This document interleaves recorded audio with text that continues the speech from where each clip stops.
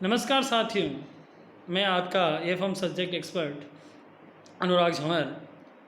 जैसा कि आप सभी जानते हैं कि अभी कोरोना महामारी के चलते हुए सरकार ने निर्णय लिया है कि महाविद्यालयों में बच्चों को नहीं बुलाया जाए तथा बच्चों की जो पढ़ाई है वो भी प्रभावित न हो।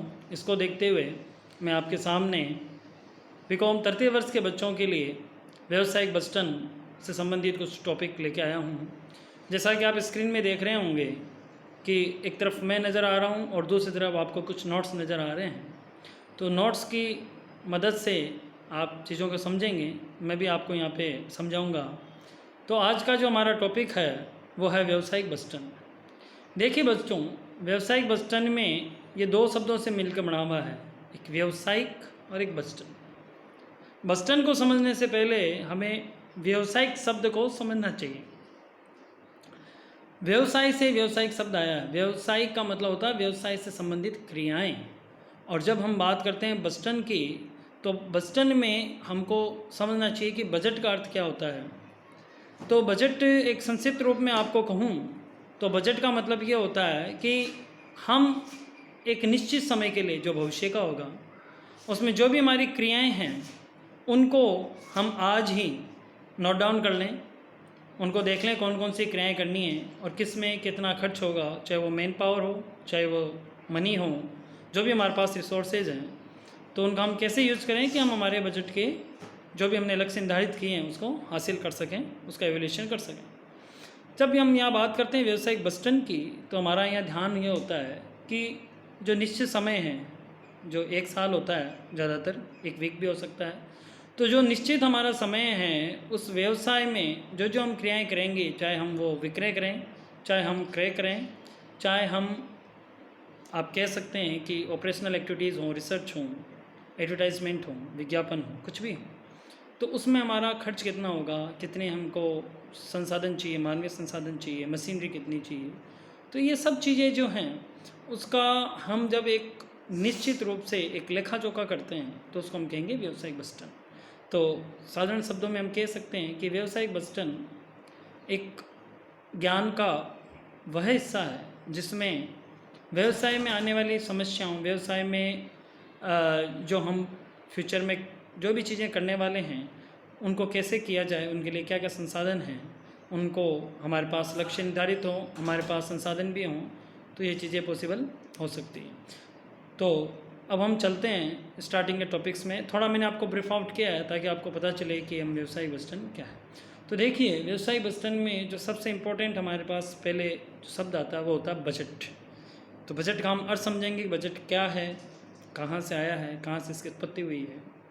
तो आप देख सकते हैं स्क्रीन पे कि बजट का अर्थ, बजट फ्रांसीसी शब्द है, यह फ्रेंच लैंग्वेज का वर्ड है और फ्रेंच में इस वर्ड जो था वो था बगेटी, जो वर्ड था वो था बगेटी, और उससे ये इंग्लिश में शब्द बना बजट।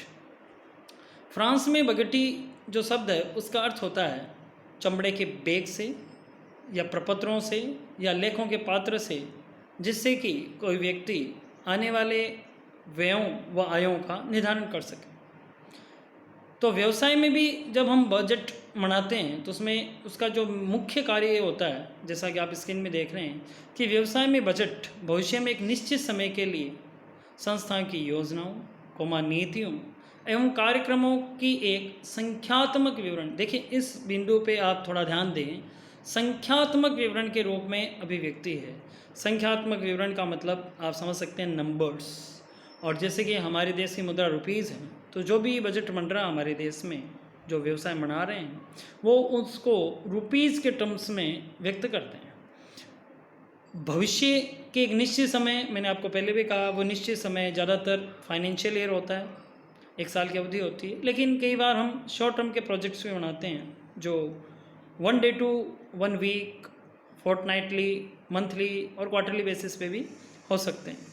इसमें हम ये देखते हैं कि भविष्य में जो हमको करना है, जो हमारी नीतियाँ हैं, जो हमारे लक्ष्य हैं, जिनको हमें हासिल करना है, उसके जो कार्यक्रम हैं उनको हम हासिल करने के लिए हमको कितना खर्च करना पड़ेगा। आप इस बात को समझिए कि उसके लिए हमको कितना खर्च करना पड़ेगा उसको हम लिख देते हैं, ताकि जो हमारे प्लानर्स हैं वो उसके लिए बजट का अरेंजमेंट कर पाएँ। बजट का अरेंजमेंट का मतलब है जो व्यय हो रहे हैं उनके लिए आय के संसाधन जुटा पाएँ।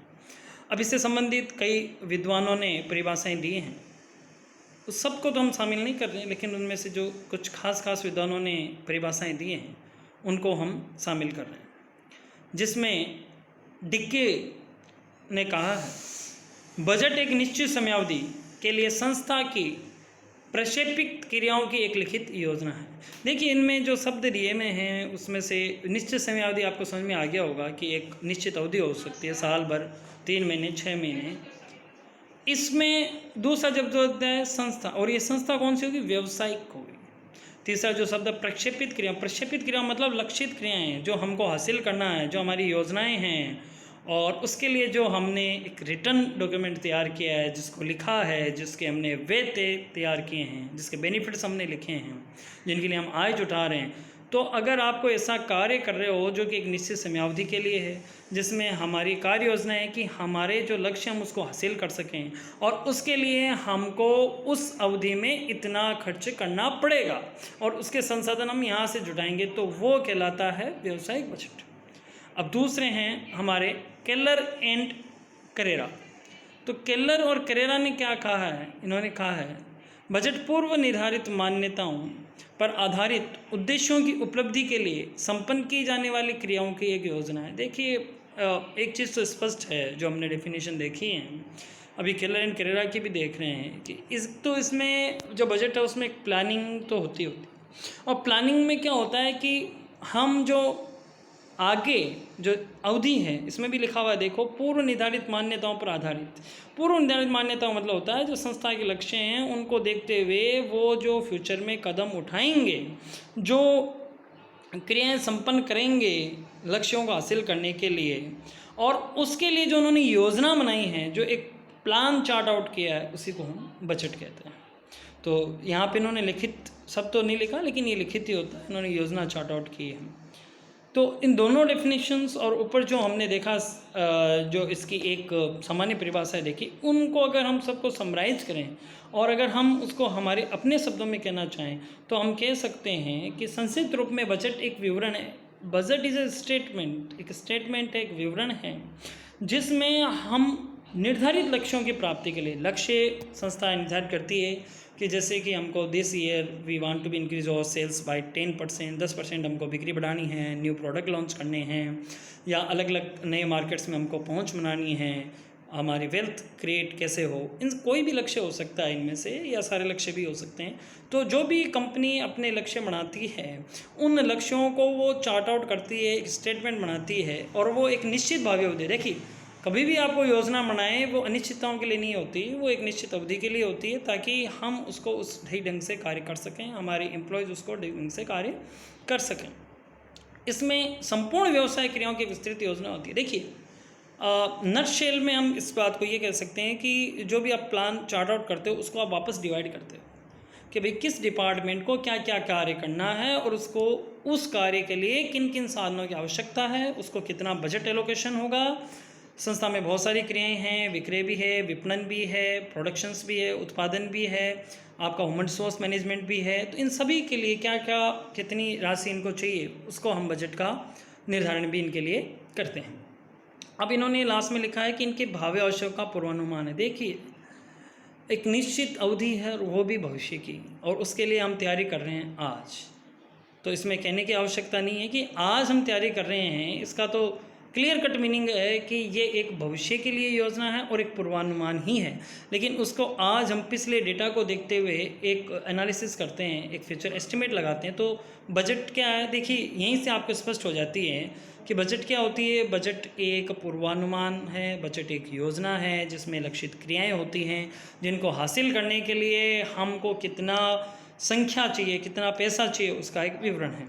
तो इन्हीं के अगर आपको ये चीज़ें ध्यान है तो आप इसकी विशेषताएं भी देख सकते हैं। नीचे हम देख रहे हैं कि बजट की प्रगति एवं विशेषताएं भी दी हुई है, तो हम देखते हैं कि बजट की क्या विशेषताएं होती है, क्या इसका नेचर है। तो पहली बात है व्यापक एवं समन्वित योजना। देखिए इसमें संस्था का हर हिस्सा, हर डिपार्टमेंट इन्वॉल्व होता है, इसलिए ये व्यापक है।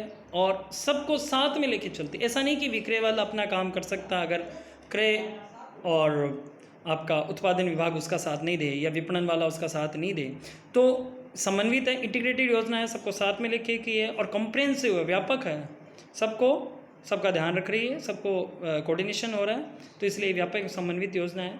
दूसरी जब हम देखते हैं मौद्रिक और वित्तीय रूप में व्यक्त, जैसे कि मैंने आपको कहा है कि आज की तारीख में आपको कोई भी चीज़ बतानी है, अगर आप बाज़ार में भी जाओगे तो आप पूछोगे ये चीज़ कितने की, तो वो आपको मुद्रा में या रुपए में, भारत में रुपए में आपको बताएगा। तो वैसे ही जब आप बजट बनाते हो तो आपको जो संसाधन चाहिए, जिस पे जितना खर्च होना है, जैसे आपको एडवर्टाइजमेंट करने हैं, आपको पेम्पलेट बांटने हैं, आपको टीवी एड करना है, तो उसके लिए क्या एस्टिमेशन है आपको कि कितना आपको पैसा चाहिए, क्या क्या चीज़ें चाहिए, तो उसको हम कैसे व्यक्त करेंगे, उसको हम संख्यात्मक रूप में, मौद्रिक रूप में, वित्तीय रूप में हम उसको व्यक्त करते हैं। तीसरा, संस्था की क्रियाओं एवं संसाधनों की योजना। देखिए, आप समझिए कि हम लक्ष्य वही तय करते हैं जिनको हम हासिल कर सकते हैं, जो हमारे पास संसाधन अवेलेबल हैं या जिन संसाधनों को हम हासिल कर सकते हैं उन्हीं को हम शामिल करते हैं। ऐसे नहीं कि हम कोई भी हमारा लक्ष्य बना लें जो कि हासिल करना संभव ही नहीं हो। तो जो भी हमारे पास संसाधन होंगे उन्हीं के अनुरूप हम योजनाएं बनाते हैं। आगे है विशिष्ट अवधि की भावी योजना होती है, मैं आपको पहले भी क्लियर कर चुका हूँ। इसमें ऐसा नहीं है कि भाई चीज़ें चलती रहेंगी, एक पर्टिकुलर पीरियड ऑफ टाइम होगा, कितना भी हो सकता है, सामान्यतः 1 साल होगा, तो ये पर्टिकुलर पीरियड ऑफ टाइम के लिए एक योजना है। और लास्ट बजट एक प्रमाप। ये देखिए, ये बहुत इंपॉर्टेंट है कि जैसे हमारा एग्ज़ाम होते हैं वो इसलिए होते हैं ताकि हमारा देखा जाए कि हमारा क्या स्टैंडर्ड है, हम कहाँ तक पहुंच पाएँ, जो हम कितनी चीज़ें सीख सकें।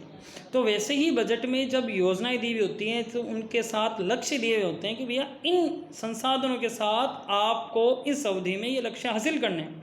और जो लक्ष्य हैं वो पुरानी डेटास पे एक्सपर्ट की सलाह से तय किए हैं, इसका मतलब अचीवेबल दिए हुए हैं। अब जब लास्ट में ये देखा जाता है कि वास्तव में आपने कितना कार्य संपादित किया, तो क्या करना था और क्या किया गया, उसके बीच के हम अंतर को देखते हैं। अगर बराबर है, जाता है, +1 % है, 2% है, depend on the company to company, तो इट्स ओके। लेकिन जब हमको लग रहा है कि ये प्लस माइनस जो भी हमारा स्टैंडर्ड है जिसको हम एक्सेप्ट कर सकते थे लेकिन उससे भी नीचे ऊपर जा रहा है, तो ये हमको बताता है कि कहीं ना कहीं हमको सोचने की ज़रूरत है। ज़्यादा भी चला जाए तो भी सोचने की ज़रूरत है, कम आ जाए तो भी सोचने की ज़रूरत है।